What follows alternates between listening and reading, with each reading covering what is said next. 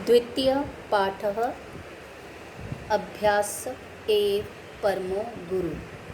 अभ्यास ही सबसे बड़ा गुरु है। कश्चित् बालः आसीत्, कोई बालक था। सः बंगप्रदेशे एकस्मिन् विद्यालये पठति स्म। वह बंगाल प्रदेश में एक विद्यालय में पढ़ता था। सः अतीव जिज्ञासु आसीत्। वह बहुत जिज्ञासु था। जिज्ञासु जो हर चीज़ जानना चाहता है, जानने की इच्छा रखता है। परंतु सः पठने कुशलः न आसीत्, लेकिन वह पढ़ने में होशियार नहीं था। सः यत् पठति तत् विस्मरति स्म। वह जो पढ़ता उसे भूल जाता था। स्म लगा देने पर वर्तमान काल की क्रिया भूतकाल बन गई। सहपाठिनः तस्य उपहासं कुर्वन्ति स्म। सहपाठी साथ पढ़ने वाले उसका उपहास मजाक करते थे। सः चिंत्यति, वह सोचता है, किम अहम मूर्खः अस्मि, क्या मैं मूर्ख हूँ? किम मम भाग्ये विद्या न अस्ति, क्या मेरे भाग्य में विद्या नहीं है? परंतु अहम तो पठितुम इच्छामि, लेकिन मैं तो पढ़ना चाहता हूँ। तदा किम कर्तव्यम, तब क्या करूँ? एकदा सः मार्गे एकं कूपम अपश्यत्। एक बार उसने रास्ते में एक कुआं देखा। कुआं, ये कुआं है, इसको देखा। कूपस्य उपरि एकः घटः आसीत्। कुएं के ऊपर एक घड़ा था। कुएं के ऊपर एक घड़ा था।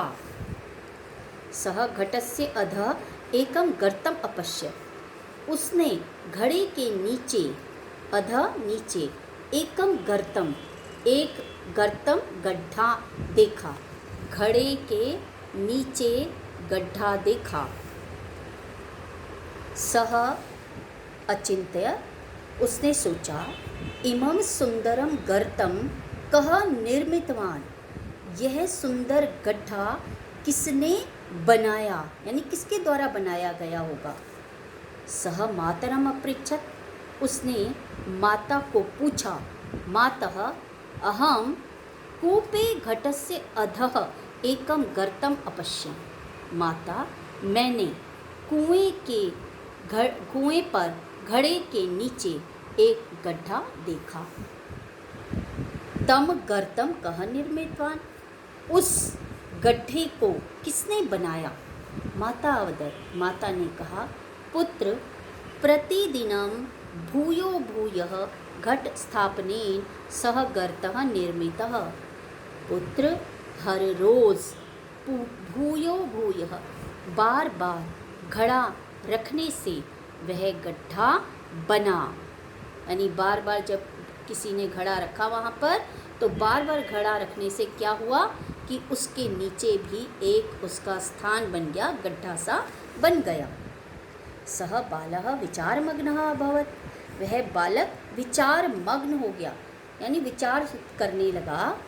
सः चिंत्यत, उसने सोचा, यदि भूयो भूय घट स्थापनेन पाषाणशिलायां गर्तः अभवत्, यदि बार बार घड़ा रखने से पत्थर की शिला पर भी गर्तः अभवत्, गड्ढा बन गया, तदा किम पुनः पुनः पठनेन, बार बार पढ़ने से मम मतिः, मेरी बुद्धि तीव्रा न भविष्यति, तीव्र नहीं होगा।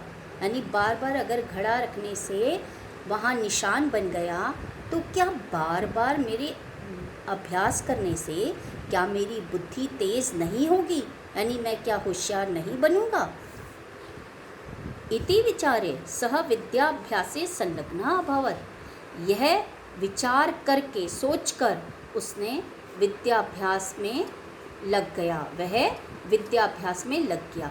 यह सोचकर वह पढ़ाई में लग गया। सः पुनः पुनः पाठान् अपठत्। उसने बार बार पाठ को पढ़ा। पुनः पुनः लेखनस्य अपि अभ्यासं करो। बार बार लिखने का भी अभ्यास किया, यानी पढ़ा भी और लिखा भी। स्नेह स्नेह स बुद्धिमान अभवत्। धीरे धीरे वह बुद्धिमान बन गया। सः परीक्षायां विशिष्टं स्थानं प्राप्तवान्। उसने परीक्षा में विशेष स्थान प्राप्त किया। अधुना तस्य सहपाठिनः तस्य उपहासं न कुर्वन्ति स्म। अब उसके सहपाठी, साथ पढ़ने वाले, उसका उपहास, मजाक नहीं करते थे, अपितु आदरं कुर्वन्ति स्म, बल्कि आदर करते थे। सत्यम एव अस्ति, सच ही है। अभ्यास एव अस्ति परमो गुरुः। अभ्यास ही है सबसे बड़ा गुरु।